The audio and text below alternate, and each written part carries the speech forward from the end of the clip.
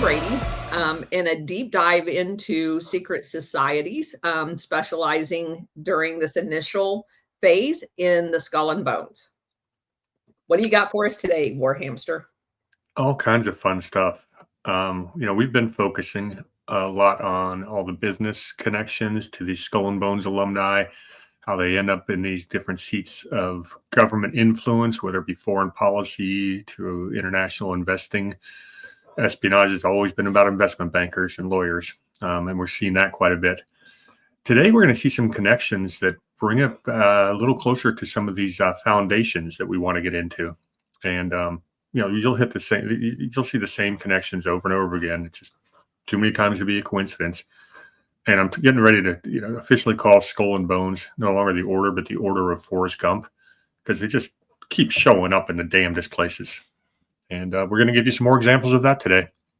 Allow you to draw your own conclusions if this is just a nice little regular fraternal club, or is there something more to it? Yep. Did you go live on Rumble? It's not showing for me. It'll probably take a minute. Yeah, I got it now. Okay. I like looking at that chat too. So, should we jump in? Yep. All right. The first gentleman we're going to look into today, and again, we're doing this chronologically, because it just made sense to do it that way. First guy I want to look at today is a gentleman by the name of Evan Galbraith. And I got a picture of Evan coming up right here.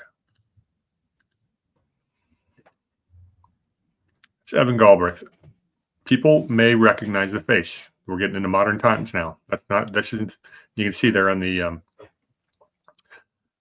Chiron down below, it's they mentioned Rumsfeld, so that's where we're going with him. All right, so why is Mr. Galbraith? Real quick, I thought we'd get through this 1950s pretty fast, but I started going in a deep dive on a few of the characters, and there's just no way we could rush through. This stuff we just can't skip over, and this is one of them. Well, in 1950s critical, obviously, because this is the beginning of Operation Gladio. The CIA is formed in the late 40s. You have now a standing military for the first time ever in our history in the late 40s. So the 1950s is critical. Funny you should mention that, because Mr. Galbraith has got some ties and connections there. So he's born in 1928 in Toledo, Ohio. Comes to Yale. It was a close friend and classmate, of course, of William F. Buckley, Bonesman, who we've discussed before. Yep. The father of conservatism. Mm-hmm. You want to guess where Evan Galbraith went to law school? Harvard. Oh, of course. Okay. The pipeline continues. Okay, so he gets out of Harvard Law. He goes active duty in the Navy from 1953 to 57. So right after the Korean War. Yeah. It's interesting how these guys, a lot of these are Ivy League graduates, and they keep going into our military as officers. And that's one of the connections we haven't talked enough about, is all these Ivy League connections to the brass in the military. And we've seen it over and over again, with the gatekeepers, et cetera. So when he's in the Navy, he was attached to the CIA from 53 to 57. So he was like a Navy liaison to the CIA. And by the way, there's no such thing as that. So he was basically in the CIA posing to be in the Navy, but go ahead. Yeah, it's in his bio. It's loud and clear. But like you said, it's right when Gladio's getting started, and there he is. So in 1960 to 61, he becomes a confidential assistant to the Secretary of Commerce, a guy by the name of Frederick Mueller. Now, I looked it up, and he is not related tangentially to Bob Mueller, the former FBI guy.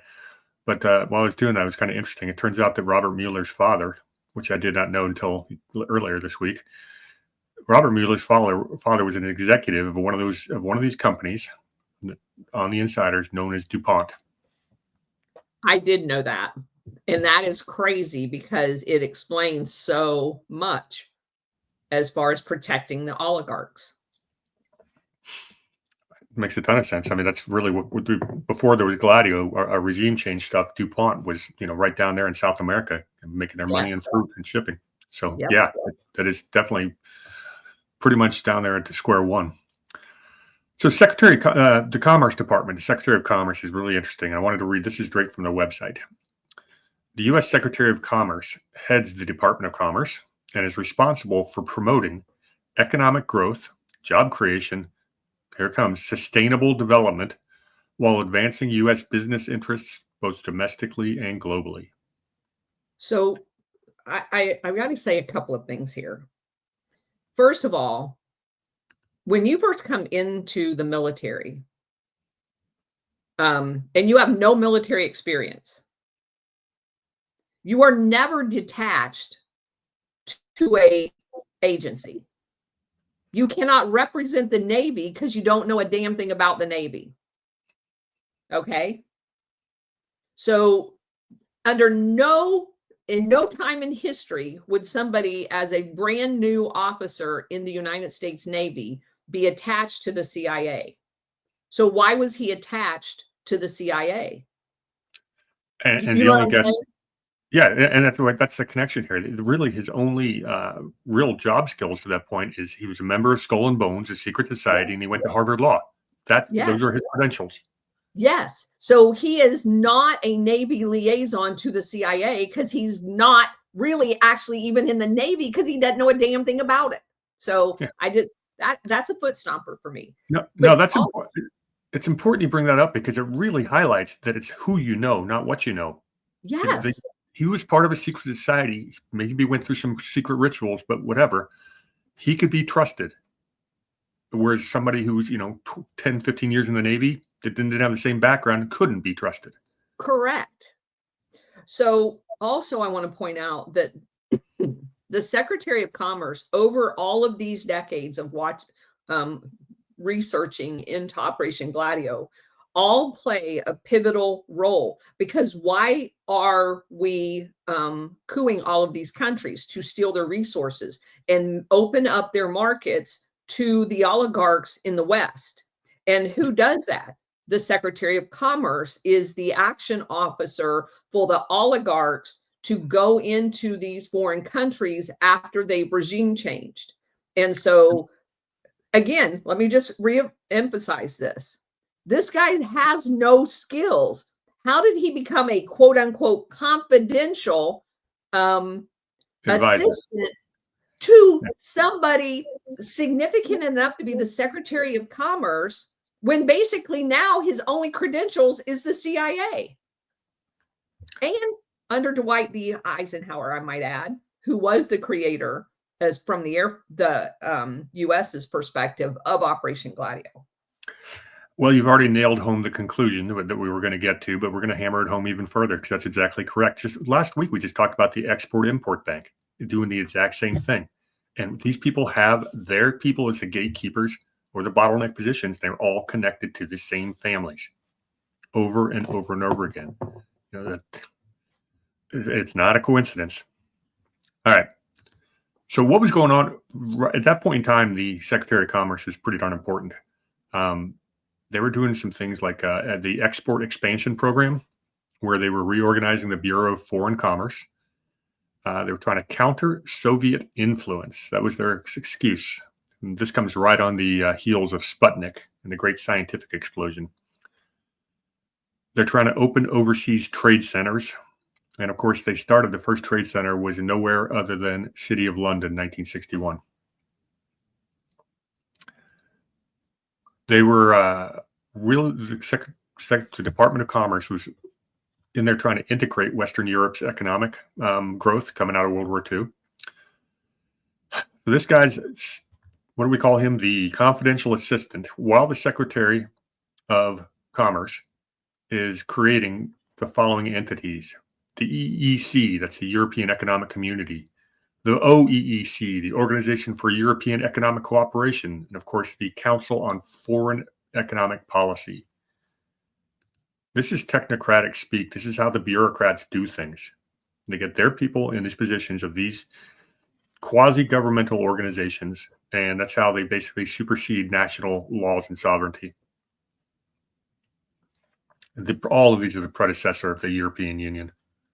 which of course is absolutely the poster child for what they want to do with the technocratic state in the world and the Great Reset. Okay, what else are these guys doing? Oh, they create something called, and you're going to love this one, the Development Loan Fund, the DLF. Yeah, that's where we give technical and investment to less developed nations. Called bribes. Yeah, which is all part of the money laundering. Exactly. Sorry. During this time period, while I was there, they created the IDA, the International Development Association. Always this international development, same names, same terms. And that was supposed to, and tell me if you heard this before. This was aimed to counter Soviet economic outreach. Yeah. So Mr. Galbraith has got a very interesting start to his career. All right, so he spent a lot of time over in Europe, and he spends the next 20 years in Europe as an investment banker. He started a company called Morgan Guarantee in Paris. I believe that is a division of Morgan Stanley. Basically, he was selling and designing bonds, which is, we can get pretty wonky on what that's all about. But so the CIA guy turned confidential assistant to the Secretary of Commerce while they're spreading all of this democracy and overthrowing governments throughout Eisenhower's tenure, becomes an investment banker in Europe. Yeah. So while the going on, okay. Yeah, where all the Gladio stuff's going on in Europe, he's on the financial end of the same deal and underwriting a lot of the bonds. Okay. Guy's probably worth. His next job is interesting. Remember the company we talked about, one of the investment banks we talked about in the last couple of weeks, Dillon Read? Yes. Yep, he becomes the managing director of Dillon Read in London in 1969. Of course he does. Not what you know, it's who you know. He becomes the U.S. ambassador to France under Reagan from 1981 to 85. In the 1990s, he's the advisory director for Morgan Stanley in New York City, came back stateside after spreading his wealth of knowledge in Europe. Then he becomes the chairman of the board of none other than William F. Buckley's paper, The National Review. Which is basically a CIA front. We covered that 3-4 weeks ago. It sure seems like. More fun. He's on the board of directors of a company called this is going to be French, so I'm going to butcher it, Groupe Lagardère SA in Paris. Now, Lagardère is a very big conglomerate in Europe. Together with a company called Daimler-Benz, they control the EADS. Which is the defense industry. Exactly. It's a European aerospace and defense system, Europe's largest defense contractor and the principal owner of Airbus. Yeah, so it would be the like an equivalent of owning Boeing or being at the head of Boeing or Lockheed. Funny you should mention that. They're about to come up again, those companies. But first, Daimler-Benz. We got to say something about that. Okay. Early Nazi ties. Yes. They were, they gave Hitler a Mercedes-Benz. There's a book called Mercedes in Peace and War. It's a very interesting read if you want to hear about that, how the Nazis were financed. Before the Nazis were in power, Daimler-Benz was in bed with them. And then, of course, when they got into power, they switched to military production. Yes. They got in a lot of trouble. Well, they got their name besmirched because they were used forced POW labor to build cars and weapons. But of course, being the good company that they are after World War II, in 1988, they actually admitted the culpability and paid a whopping $12 million in reparations. But we talk about, what is fascism? It's the marriage of the business world, with the government. Yes. This is one of the this is one of probably the 2 or 3 most important companies in Germany when the Nazis came to power. And of course, we've already talked about ad nauseum how many U.S. investment banking ties there are to financing the Nazis and how many skull and bones connections there are to those investment banks, including Brown Brothers Harriman, Prescott Bush, etc. So just to bring that full circle, that's that Daimler-Benz. So what does Mr. Galbraith do next? Pretty busy guy for someone who's not a household name. He becomes the chairman of LVMH, which is, of course, the parent of Louis Vuitton. Side note. In 22 through 27, he is the Secretary of Defense representative to Europe and NATO under none other than Donald Rumsfeld.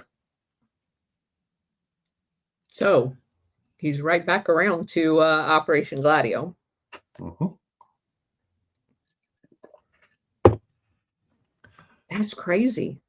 Uh-huh. He more recently is was a member of the New York Young Republican Club, because why not? Got to influence, you've got to help shape conservatism, especially when you're working with the National Review. And it's, when I say that, it means you got to shape the neocons, the next generation. He is a member of an organization called the Center for Security Policy.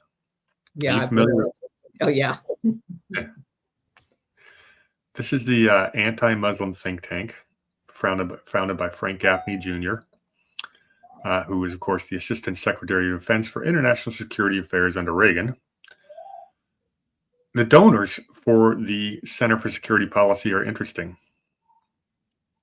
Well, first of all, the SPLC labels them a hate group.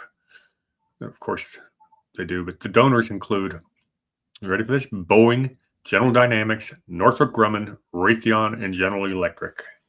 Yeah. So they're the war hawks that, and just so that the way they came up in my research is when we transitioned from, I don't remember exactly when they were founded, but when we transitioned from the Soviet Union being the boogeyman to, oh yeah, that makes perfect sense because it was in 87. They are the formation of the new radical Islamic terrorist being the new boogeyman. Everything that they had originally focused on was building the case that the radical Islamic terrorists were basically I mean, they didn't say this, but they built the case for the radical Islamic terrorists being the boogeyman versus the communist of old, because the Soviet Union collapsed. And this was right in the transition of that happening. So he was a part of it. Shaping. Yeah. I knew you'd pick up on that one. The timing was interesting. And just to hammer that point home, these are the same radical Islamist groups that the CIA founded. So you got people on both sides of the fence, all with these same skull and bones connections. So they fund it, and then they set this guy who started out in the CIA in a position at a think tank to write all the literature that demonizes the thing that they created to create that fear. Yeah, it's the Hegelian manufactured crisis. It's exactly what it is. I mean, we can see it so clearly now in retrospect. Got to mention that that group has Kellyanne Conway ties. Of course. So Evan Galbraith, what's he been doing lately? Well, you believe he sat on as a director of the Council on Foreign Relations? I do believe that. I would be surprised if he hadn't. And my favorite is he was a prominent member of something called the Bohemian Club in San Francisco. Really? Mm-hmm. He loves some secret societies. Yes, he does. We should probably do an episode on Bohemian Club at some point. I know a lot of other people have dove into that, but we could probably add some ties to it. Probably. Yeah. And of course, Mr. Gall. Go ahead. Well, since it goes back to Eastern Europe, out of the St. Hubris Club in the Bohemian area of Europe. So, and we've dug into that too. So yeah, we should do a show on that. I'm reading the Rumble chat, and we've got a Shirley Reschooling, who's recently been introduced to your work. She says, embarrassed to admit I'm from the UK. I deplore what is being done and has been done in my name. Well, congratulations on being wide awake. And we feel the same way over here on this side of the Atlantic. We mentioned the radical jihadists. That came from the British. They are the ones who created the Muslim Brotherhood. So Correct. we learned it from y'all. Anyways, welcome. Okay, he is now dead, buried at Arlington Memorial. But I thought he was a very pretty guy we couldn't quite skip over. Galbraith was buried at Arlington with his 3 years of non-Navy bastard. You don't miss much, do you? Oh my gosh. It's so insulting. All right, next guy we want to look at. How about a guy by the name of Ginsburg?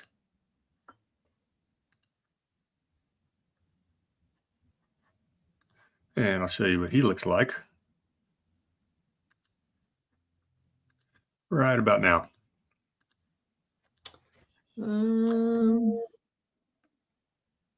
This is a gentleman by the name of Thomas Henry Ginsburg, Bonesman class of 1950. Looks like he's got himself a little arm candy. So why is Ginsburg important, you might ask?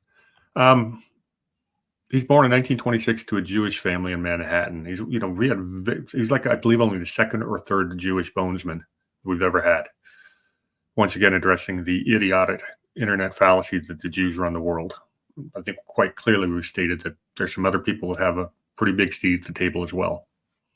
And most of these Eastern establishment families and a lot of their, across the pond British contemporaries, like at the Round Table, deep Protestant ties, or in the case of England, Anglican church ties, and that is not something you would consider strictly pro-Jewish.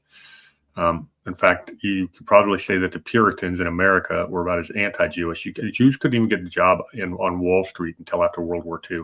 At some of the prominent banks, they had to form their own. So, he volunteers. He's born in 1926, which means he would have been 18 years old in 1944. But he volunteers for World War II. To his credit, he's a U.S. Marine who got a Purple Heart on Iwo Jima.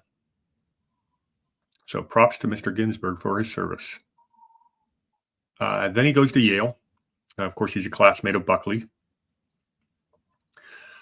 What he's known for mostly is he became the president of Viking Press, which is a very big publisher. It was founded by his father. And I thought it was interesting because he was good friends with employed one Jacqueline Kennedy Onassis. Ooh. Well, Viking gets purchased by Penguin Books in 1975, and Onassis bails on the firm after someone published a book called Shall We Tell the President? And what is that about? It's a fictional political thriller that depicted an assassination plot against fictitious U.S. President Ted Kennedy. And Jackie didn't like that and bailed on him. So that's interesting.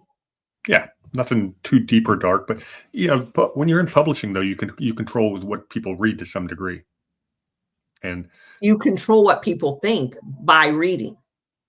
Yeah, and we talked about that almost 2 years ago when we did the Robert Maxwell show. And for those who haven't seen that yet, Robert Maxwell, right after Sputnik was launched, decided there was this huge boom in scientific spending and everything like that. And Robert Maxwell created a near monopoly on peer-reviewed studies and published. And he basically determined who and what gets published. Robert Maxwell has ties to MI6, Mossad, and probably the CIA as well. They wanted to control what we were thinking going back a long way. And now we see they're in the U.S. book publishing business as well. So I thought he was worth mentioning. Absolutely. Another quick one, the class of 1951, a guy by the name of Raymond Price. He's interesting because he was a speechwriter for Nixon, Ford, and Bush the first. Oh, that is interesting. Yeah. Skull and Bonesman doesn't have that there isn't a whole lot of detail to his life, but he was, interestingly, one of the people who was falsely named by John Dean as potentially being Deep Throat in Watergate. All right, Well, we're moving along. hold on a second. Didn't he work for Life magazine? I didn't see it. Okay, I'm pretty sure he did, because in looking at, obviously I look at the CIA a lot. He came up in a book that was talking about hiding a whole bunch of the Zapruder film of JFK's assassination. And, we know that Time Life magazine played an intricate part in what we were just talking about, the writing to shape opinion and narratives of the CIA. And I'm pretty, yeah, okay, I'm looking at it right here. Yeah, he worked at Life magazine in 1957. Shall we remind everybody who founded Life magazine? Go ahead. Oh, I don't know. Colin Benjamin, Henry Luce. Oh, and he also was at the American Enterprise Institute, which, for all of you guys who don't know, I did do a deep dive into that. That's another CIA front. So, FYI. Yeah. Well, appreciate the additional information. I somehow skipped over that. So good nuggets. Okay. Who do we want to go to next? Yeah, this guy is going to take a while, so we'll jump right in, and we want to go into deep detail on him. All right. Our next bonesman. Hang on, looking for him. There he is.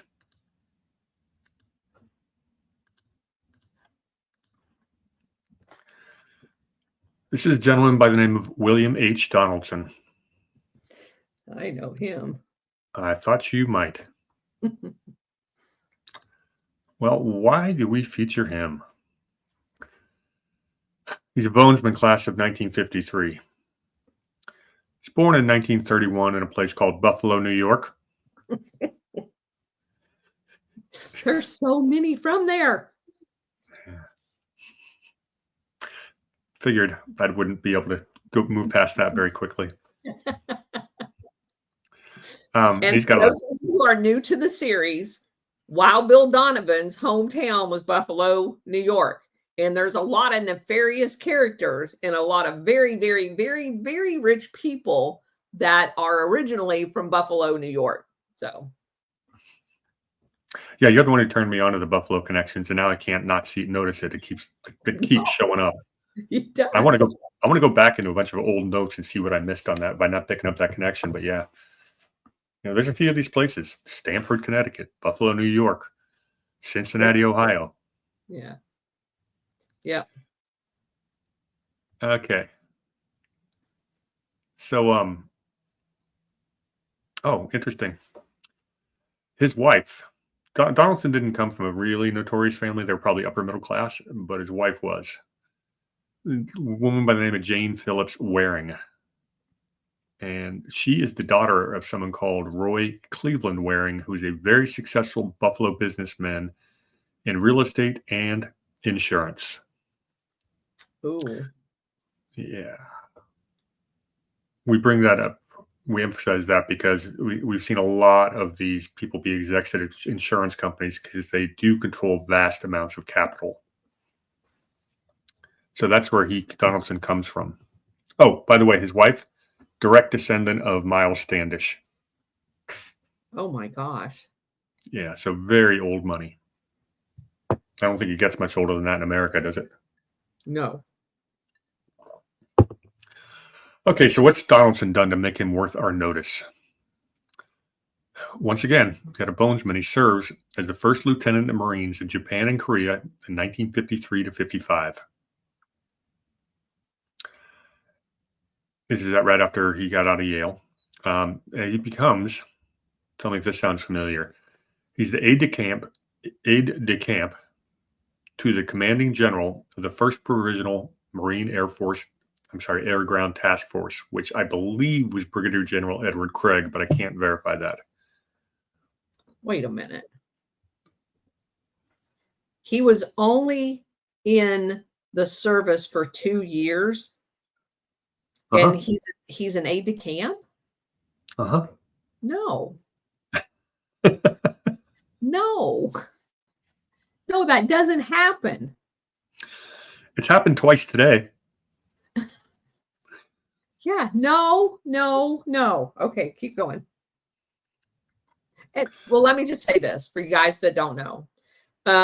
There is a ladder of military progression, and every 4-star general, probably every 3-star general, has at some point served as an aide and an executive officer later on. So that the executive officer kind of is like your stamp. The aide it's excuse the terminology, but it's a butt boy. As an aide, you kind of go around and, wipe their mouth everywhere they go. You are literally like a servant, and that servitude position exposes you to that entire world. But the rank of those people, you have to actually know something, right? You don't get that job as your first job.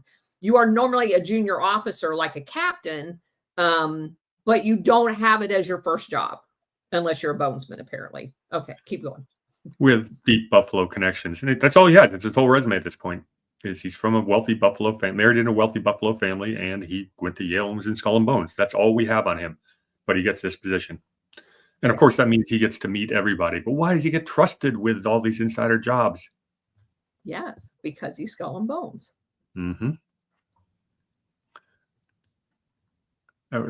It's a point that we just keep hammering home, and it's very true. So he comes back, goes to Harvard, and gets his MBA in 1958. Begins his career at a bank. So how old is he now? He'd be 27 years old. And he begins a career at a bank and brokerage firm called G.H. Walker and Company. Like in Bush Sr.? This company was founded in 1900 by a gentleman by the name of George Herbert Walker. Oh, yeah. So like the Walker in the Bush family Walkers. Exactly. The same family that had the slave ship captain that got mutinied. That Walker family. I had a resume that would have matched this guy. I wonder if I would have applied for a job where I would have even gotten an interview. No, because you're not Skull and Bones, dude. That's exactly right.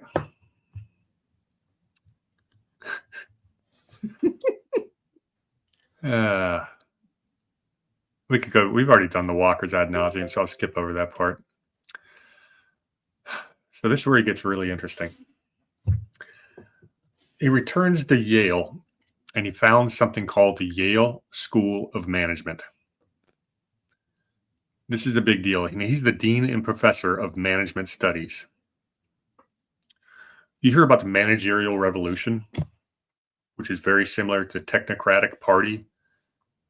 The managerial elite that actually runs the world, they run all these NGOs, these international organizations. That's what the School of Management teaches. He is prepping basically young global leaders, World Economic Forum type people. That is what the Yale School of Management does. And he is the founder of this whole concept. He picked the technocratic movement is, pretty much died in the 1930s, but it was very prominent in the Eastern Seaboard, especially at Columbia University. So this is what the Yale School of Management is all about, is teaching the whole bureaucratic, aristocratic revolution. And that's what we're fighting against today. You want to know what the deep state is in America, the administrative state, the bureaucratic state, the people in D.C., which is 94% voting Democrat, that creates you can't get a fair jury trial in D.C., all the people that get hired in the government come from programs like the Yale School of Management. And this is the very first one. This is the founder, and he's a bonesman. Okay, Yeah, here's his vision. let me make another tie there, though, real quick. So remember that all of these universities to do this stuff gets grants from the government. So he's the one that would be producing the authoritative legal studies, business studies, all of those types of things to justify what the government is going to do. Mm-hmm. And of course, they also get their endowments from these foundations, which of course we'll get into very soon. We're going to deep dive into foundations, but they control who's going to get hired. Yes. So obviously, and this is Yale University, so you're talking about some of the most powerful foundations and endowments in the world, and they decide he's worthy of creating an entire school of management. Correct. Here's his vision in his own words. He wants to form students who could easily and seamlessly flow between public and private management roles. To control the world. They left out that part. Well, well, it's working. They've come a long way down that path. So the whole concept of flowing seamlessly in and out of public and private sector, that is basically talking about fascism. Yes. This is the mercantilist system. It is fascism. And we got one of the most prominent universities in the world creating an entire school of management to teach people how to become good little fascists. Yes. That's a great way of saying it. Mm-hmm. And this is the father of it. So they got some interesting alumni from the Yale School of Management. I'll just name a few, show you how prominent they are. Indra Nooyi, 1980 Yale School of Management, who became the chairman of PepsiCo until 2018. PepsiCo? You mean the one that pays for coups? Okay. And by the way, had their own Navy. Keep going. Must be a different PepsiCo. A guy by the name of John Thornton, same class, 1980. He became the president and co-COO of a small little bank called Goldman Sachs. Of course. And Thornton's still around. He's the chairman of Barrick Gold, one of the biggest gold miners in the world. Why does that matter? Most of the major gold mines are in what we would call third world countries that have been couped multiple times, once again, by our Operation Gladio. It's all about the resources. Yep. And this guy from the Yale School of Management, founded by a Skull and Bones member, basically was the president and CEO. He also is a key figure in current U.S.-China relations. He's a professor currently at Tsinghua University in China. Interesting. Bit of a globalist. Another notable alumni, a guy by the name of Frederick W. Smith. Does that sound familiar? Yes, but I don't remember from where. Okay, he's Yale School of Management alumni, 1966. He is the founder and CEO of a company you've talked about known as Federal Express. Oh, that's why he sounds familiar. Yep. Mm-hmm. Well, just Smith. It's kind of hard to remember Smiths. And my other real interesting one that came out of there is a guy by the name of Vivek Ramaswamy. A lot of people have asked questions about Vivek's background. Well, this is just another one to keep in mind. All right. So this Donaldson has done a few other things. Remember we talked about DLJ, Donaldson, Lufkin, and Jeanette? Yep. That's the same guy. Hang on one second. Because we talked about that earlier. When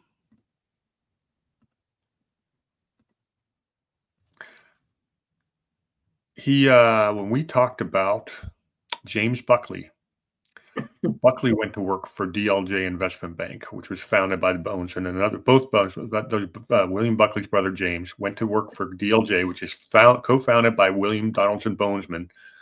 These are the junk bond kings of the 90s after Drexel Burnham Lambert imploded.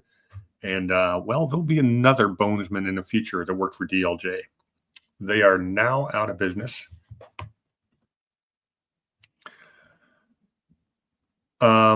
They got acquired by Credit Suisse in 2000. Of course, Credit Suisse went bankrupt just a couple of years ago. Yes, So they did. these are And they featured prominently in money laundering cases throughout the years. Mm-hmm. And you know who bought them? Was it Deutsche? My first employer, the company that bought my first. I used to work for Payne Weber, and UBS came in and bought Payne Weber. So UBS owns both. Got it. To its credit, Payne Weber didn't go out in disgrace like Credit Suisse did, but it's interesting. All these banking collapses that were overseen by the smartest bankers in the world, the same people that do things like sit on our governance boards and write our laws and international treaties, yet they can't keep their own bank solvent. I'm telling you, every single one of these failures is not a failure. It's a purposeful collapse in order to steal people's wealth. I'm saying you're probably right the vast majority of the time. Sometimes incompetence actually happens, or because you're not an insider. But not like the entire savings and loan with all of the nefarious people on the board that happen to be on multiple boards of the exact same savings and loans that failed. And then you have all of the AIG, and you go back and you look at CV Starr, the guy that created AIG, and he's tied up with the opium trade in China. Yeah, so I don't believe that the majority of these failures are actual failures, but anyway. Yeah, well, then you talk about something systemic. You're going to catch some innocent idiots along the way. And the SNL example is a great cause, but really, this is what these people do. Why they have the control, with their fingers on the controls of all the bureaucracy and all the rulemaking. They deliberate. This is exactly how the cartel system works. Yes. You and a handful of close associates, business, allegedly competitors, conspire to write the regulation to create higher barriers of entry so competition can't get in there. Remember, competition is a sin, is the foundation of these people, and that's why they create cartels, because monopolies aren't popular, but cartels are. And they do that. They create the regulations, they create barriers for entry so other people can't come in. And then if someone does come in, they're not an insider. They don't get the favorable treatment by the regulators as the insiders do. And you notice that some banks never go to jail and others do. There's a reason for that. So that is this guy. Okay, what's he do now? So far, he has been a banker, worked for the Walkers. He's been a Marine. He's founded a school of management. Founds DLJ Direct. And then, of course, he becomes the Undersecretary of State for International Security Affairs in the Nixon administration. Did anything on that resume suggest that he should be in charge, an Undersecretary of State for International Security Affairs? Well, yes, if you know about Operation Gladio, because that's basically what that department does. Yes. He's also a special advisor to a guy by the name of Vice President Nelson Rockefeller. Of course he was. And as anybody who follows us know, almost all roads end up leading to the Rockefellers in one way, shape, or form. And we're going to get to them again today. They'll pop up again. His next notable stop is he becomes the chairman and the CEO of the New York Stock Exchange. That's interesting. It's one of the most important regulators. People think it's an exchange, but it's also a regulator. We have to follow NYSE rules quite a bit. They control a lot of the trading that goes on in the world. Mm-hmm. And this guy gets named as, basically, his whole career is creating a firm that, underwrote junk bonds in the 90s, and yet they make him the chairman of the SEC. Well, okay. Sure, because you want a criminal in charge of it. When was he the SEC? Oh, sorry. I'm sorry, that was the Stock Exchange. Next he becomes the chairman of the SEC in 2003 through 5. So he was Bush's SEC chairman. Mm-hmm. And when was he at the New York Stock Exchange? Just prior to that. Okay. It was a bit of an issue in 99, 2000. New York Stock Exchange, all the companies they listed were, a lot of the old value companies, oil manufacturing, you name it. And the NASDAQ was just rising up with all the tech stocks. If you had three If you had a three character ticker symbol, you were on the New York Stock Exchange. If you had four letters, like, Amazon, AMZN, you were on the NASDAQ. And there was a big competition because the NASDAQ was rising really fast from the dot-coms, and the SEC was worried about getting steamrolled. And he was there at the New York Stock Exchange while that little battle was going on. And then gets put in charge. Yeah, then he becomes put in charge of the SEC, and the timing is interesting because a bunch of stuff's going on from 2003 through 2003 to 2005. One is the implementation of Sarbanes-Oxley, which is a huge bit of regulation. Go ahead. Sorry. So Sarbanes-Oxley is a huge 2,000-page bit of regulation, and it is not fun. It's created in response to the Enron auditing failure, and it created something called the Public Company Accounting Oversight Board, the PCAOB, and anybody in the accounting world, audit or finance, loathes this bit of regulation.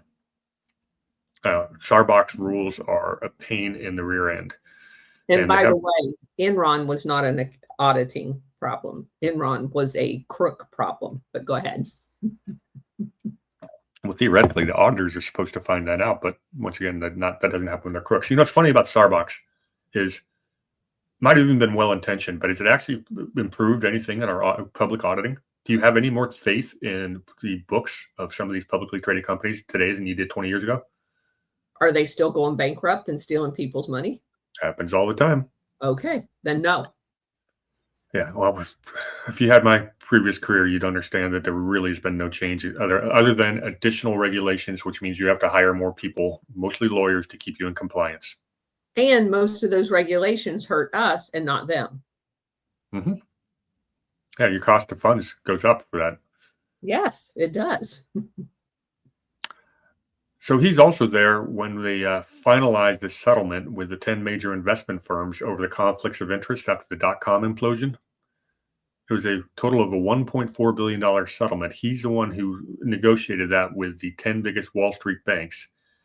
This is what was going on then is you would have a broker-dealer, say a Merrill Lynch. They were the poster child for this. Their stock analysts would put a buy recommendation on a stock that just so happened their own investment bankers had underwritten and had a large stake in. So the conflict of interest was overwhelming. And when the dot-coms blew up, a lot of people were furious about this. He went back and looked at, how could you have a price target of $250 when you know it was worth zero? And I basically grew up in the dot-com era and all the scandal and watched this stuff. So I know this, this is like part of my childhood. It feels like, I was working for the Wall Street banks watching this happen. And yeah, I mean, I can go really deep on this topic, but that'll probably get us off our mission. So I'm just going to leave it at that unless you have anything to add or questions. No, I'm good. But this is the guy that oversees it. So you want to have your person in the gatekeeper position. That's how you control. They also oversaw what was called the mutual fund reforms of 2003 through 2005. There's some issues with mutual funds at the time, but what they decided the solution was to require every mutual fund to have an independent board chair. Now, what do we know about boards of directors? Yeah, you get a bunch of insiders, basically from the elite. There's a whole little club they all go to, the country club crew that sits on these boards. The result of this was the rise of this ESG investing and all this social environmental garbage. That's what came out of this mutual fund reform. All of a sudden, these mutual fund managers who control billions of dollars of investors' money, it's not even their own money, basically are telling these boards of directors because they're in there looking at sending their analysts to talk to company, publicly traded companies, and they're telling you need to invest in these ESG social governance BS stuff. That's how that came. That's a big part of how that came about. It was because of the mutual fund reforms of 2003, 2005. This is how BlackRock wields all its muscle on all these boards. This is the guy that did that.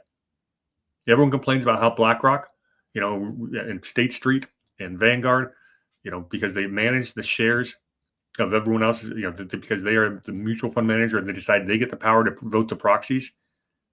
This all came from that. Nobody talks about that. That's crazy. Mm-hmm. And this is Donaldson, the guy who did it, or oversaw it. Yeah, Skull and Bones, which is also known as the Order, which basically is always talked about the New World Order, which is synonymous with the Great Reset, which is exactly what ESG investing is all about, what the Rockefellers talked about. Starting to notice a pattern. We got a pattern emerging yet? We have a pattern. We have a pattern. I just want to make sure it wasn't me just imagining things. All right, so what did he do just prior to that? He had an interesting position. From 1993, Mr. Donaldson sat on the he was the chairman of a small little entity called the Carnegie Endowment for International Peace. That's where I came across him. Mm-hmm. Carnegie Endowment for International Peace. It is founded. Which means they're a war machine, just so that you guys know, because they always name these things backwards. So go ahead. Oh yeah, and Carnegie names it. This is an exact quote from him. He says, "War could be eliminated by stronger international laws and organizations." He founds this endowment in 1910. Have we had any wars since 1910? Like perpetual war?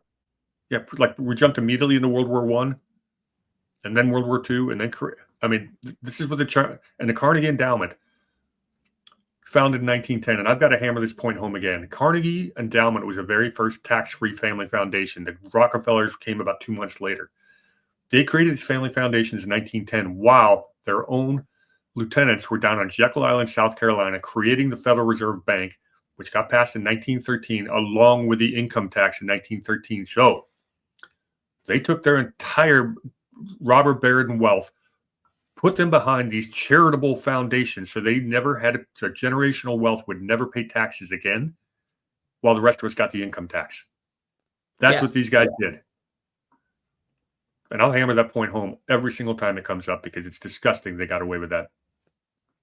And then turn around and use that money to send us to war. Uh-huh.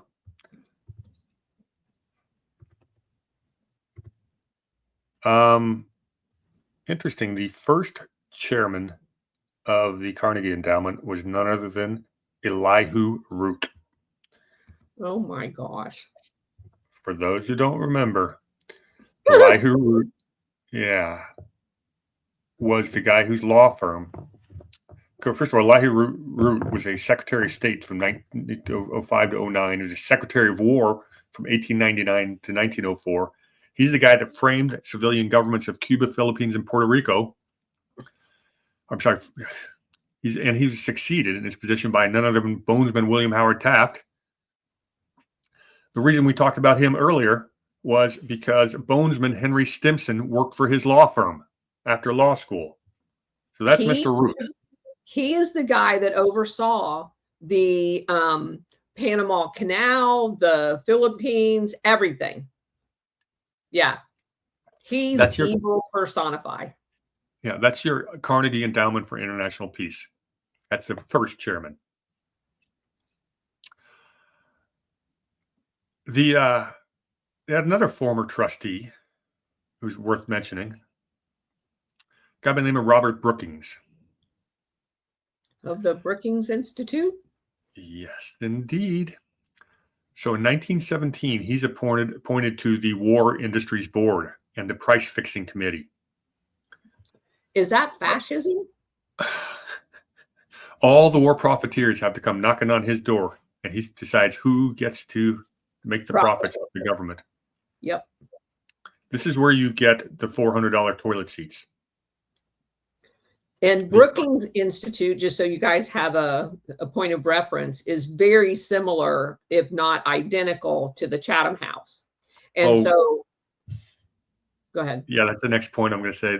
Okay. You rank the three. Finish your point after I do this, because it's my next little bullet point. Carnegie is listed as the third most influential think tank in the world, behind the Brookings Institute and Chatham House. Yeah. And so just like you have the RIIA, which is the CFR's version in in London, you have Brookings and Chatham House. They set up parallel systems in the city of London and in the United States to run this world order from the Fabian Society. These are pieces of it that we're describing. Yeah, and we're going to jump across the Atlantic and talk about the secret societies at the round table and all that when we're going to get to that sometime this year. And absolutely agree 100% with everything you just said. They are actually probably the predecessors for our American, I mean, they are for our CFR, Atlantic Council, everything like that. All these NGOs and stuff. Yeah. The Pilgrim Society. All of that. Yes. So I'm glad you jumped in that with Brookings. There's a lot there.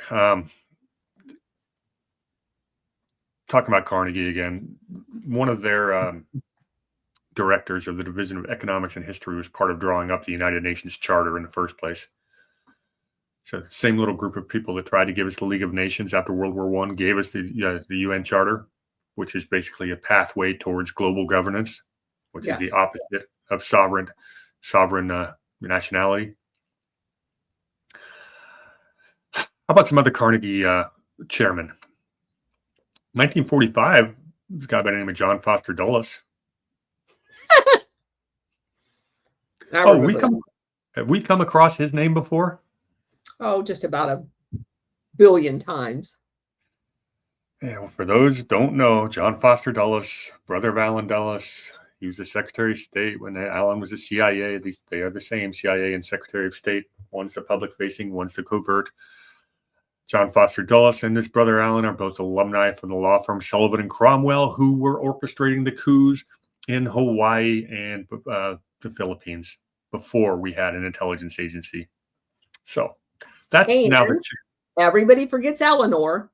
Eleanor was in charge of the intelligence and research section of the State Department that serves as the conduit from the CIA to the Secretary of State. All three of them worked together. So he's a director of the Carnegie Endowment until 1952, when he gets picked by a guy named Eisenhower to become the Secretary of State. Right before him, or right after that, there was not a chairman, but one of the other high-ranking people on the endowment from 1946 to 49 was none other than Alger Hiss. Yeah, he actually had to resign from the endowment after he got accused of being a Soviet spy by Whittaker Chambers. Imagine that. But if anybody remembers the McCarthy hearings, Alger Hiss was pretty much the poster child for it. Yes. Definitely makes you wonder. Mm-hmm. So another chairman or president of the Carnegie Endowment, guy by the name of Harvey Feinberg. If you don't know the name, you probably will at some point, because he had a huge background in what is now known as public health. And he's the one who really founded the Carnegie's efforts into doing things like these public health initiatives, like the Rockefellers did with their 2011 project. And if you think they had anything to do with COVID, I haven't gone too deep into that, but there's something there. That's Feinberg. He deserves a deep dive. Okay, the next person who served on that board that's worth mentioning is none other than Penny Pritzker. She was on the Carnegie Endowment from 2018 to 2023. Why do we know her name? Because she's part of the Pritzker family that started out as Pritzker and Pritzker was a law firm that represented all the Chicago mob. And they were involved in the whiskey prohibition running with the Seagram Brothmans in Canada, and they're nefarious in every way. The hotel chain that they had originally started out as basically brothels. That entire family was enriched by vices. Yeah. Bought up farms in the cheap during the Great Depression. They built the first Hyatt in LA in 1957 after air traffic started because it was a brothel. They owned Braniff Airlines, the Marmon Group, Royal Caribbean Cruises. But Penny's interesting. Well, first of all, the fun one is they owned what's called Superior Bank of Chicago, which is another bank implosion. They were doing subprime lending, overstated their securitized loan valuation. The regulators came in and said, they put in some money. And the FDIC ended up having to seize basically over $500 million, that basically screwed all the unsecured depositors. And of course, not a single person went to jail. Happens every time. Yeah, and the courts found that there was no evidence of racketeering. So that's the Pritzker family. And of course, Penny was also a Secretary of Commerce. Oh, there's that position again under Barack Obama. Exactly. And her brother, who weighs about 400 pounds, who's now the governor of Illinois, thinks he's going to run for president and be the Democrat. He's actually trying really hard to leverage his family money into getting him on the ticket in 2028. I actually hope he does. What's the name of that guy? That's who he always reminds me of. Say that again? Chris Christie. Oh, yeah. Pritzker always reminds me of Chris Christie every time I see him. They appear to have similar diets. Yes, they do. All right, going back to the Carnegie Foundation. They had a guy who was the president there from 2015 to 2021. Oh, I know this one. I'm just going to pull up his image for you. Yeah, I know who this one is. Go ahead. It's Burns. Yep. The CIA director, Burns. Yeah, he leaves the Carnegie. Oops, I got the wrong one. Hang on. Okay. And I can share it. He would leave the Carnegie Foundation to become Joe Biden's director of the CIA.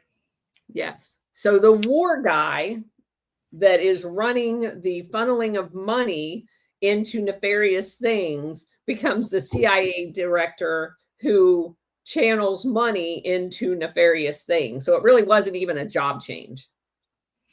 No, I mean, this is the same position. He was working side by side with the bonesman, Donaldson, who'd been involved in all this other stuff. Yeah. Burns has an interesting background, and I think we're going to close with him. He was the ambassador to Jordan from 98 to 2001. Okay, hold on a second, because we need to put that in reference. Jordan has always been one of the behind the scenes, in the lap of both the British and the United States. Jordan is a Western puppet. It's not even a real country. Go ahead. Yeah, before we go into his resume, let's talk about his background first. I jumped ahead. Because you're going to enjoy this. He was born in 1956. You're not going to believe where he was born. I know it was a military base. Which one? Fort Bragg. Oh, of course. Well, he's not just born at Fort Bragg. You want to pull up the picture of his father? Sure. This here is William F. Burns, who was an Army Major General at Fort Bragg. So he would have been the commanding general at Fort Bragg? Mm-hmm. Pretty darn high up there. No, I'm pretty sure that's the commanding general. And for those of you who don't know, okay, the Fort Bragg has one of the largest CIA presence on it because of their interaction with the Green Beret Special Forces that are trained at Fort Bragg. So this guy, his dad, is the guy that integrated all of the Special Forces capability into the CIA on CIA missions. And I'm not going to attribute nefarious aims on the military, unless we have, and we do in some cases, have direct linkage, because everything these soft guys were doing was based on CIA intelligence. And so if you're not seeking other avenues of intelligence, like from NSA or DIA or somewhere else, which you don't normally do necessarily based on that position, because the CIA is co-located with you right there. And so it's very interesting that his father would have had that close of a relationship with the same nefarious people. And then he ends up as a CIA director, almost like he's born into it. Exactly. His father had some other interesting stations. He was a Deputy Assistant Secretary of State for Arms Control. He was in the Bureau of Political Military Affairs. He was the director of the U.S. Arms Control and Disarmament Agency from 1988 to 89. So Reagan's last year in office. Mm-hmm. He was a U.S. Special Envoy to the denuclearization negotiations with the former Soviet countries, Eastern Bloc. Okay. Interesting guy, huh? Yeah. The one thing that I've noticed is you have the denuclearization efforts, while at the same time the CIA was giving nuclear capability, if you will, to places like Pakistan. So it obviously is places that they could control. So. All right, back to his son, William Burns, the CIA director, until, God, he's only been gone for 2 months. If you can believe that. 2008, he writes a letter to Condoleezza Rice. I'm going to give this exact quote. This is right where Connie Rice is coming in, Obama's coming in, Hillary's going to do the Russian reset. And he says, Ukrainian entry into NATO is the brightest of all red lines for the Russian elite, not just for Putin. In more than 2.5 years of conversations with key Russian players, from knuckle draggers in the dark recesses of the Kremlin to Putin's sharpest liberal critics, I have yet to find anyone who views Ukraine in NATO as anything other than a direct challenge to Russian interests. And then he's in charge of creating the Ukrainian war. Yeah, so he had been the ambassador to Jordan. He'd been the assistant secretary of state for Near East affairs. He had been the the U.S. ambassador to Russia from 2005 to 2008, and when he wrote that. Then he becomes yeah, go ahead. Yeah, so he knows what he's doing. Oh, yeah, he talked to all the Russian people, and he's basically saying, don't NATO, Ukraine and NATO is a red line. He's also the Undersecretary of State for Political Affairs from 2008 to 2011. Once again, what's his Secretary of State for Political Affairs? So you want to know who, yeah. Go ahead. But he's one of the architects of the entire Ukraine fiasco. Yes, he is. And then he's the director of the CIA when it takes place. Correct. And he's flying missions over, Russia, diplomatic missions, trying to talk to his Russian counterparts and getting nothing done. On purpose. Mm-hmm. While he's overseeing the covert attacks of Operation Gladio cells in Ukraine into the heartland of Russia. Mm-hmm.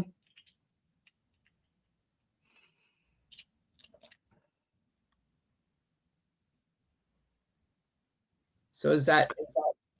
He's the guy who wrote, he was working with Jake Sullivan, of all people, to help draft the Iran nuclear deal. Burns is also the architect of the Afghanistan pullout under Biden. And he's also the guy that's warning the world, it's straight from Burns, that Putin's desperation because he's losing the war would lead to the use of tactical nuclear weapons, which has always been a load of crap. Correct. That's what they want to have happen. Mm-hmm. So that's what I have for today. But William Burns and the Carnegies, which tie to the Bones, which tie to Export-Import Bank, Chamber of Commerce, Buffalo, New York. How many other connections did we make today? Well, it says Burns actually studied at the University of Oxford too, which is one of those recruiting grounds for people like him. So, yeah. Of course he did. With a father like that?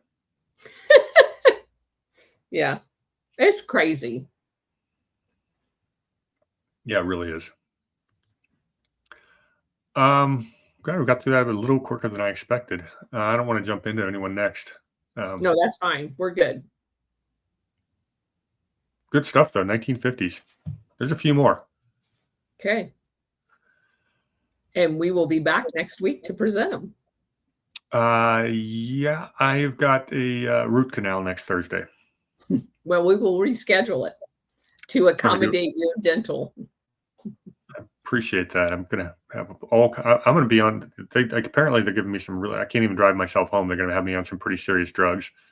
So I am not sure. We can tentatively schedule for Friday, assuming That's fine with me.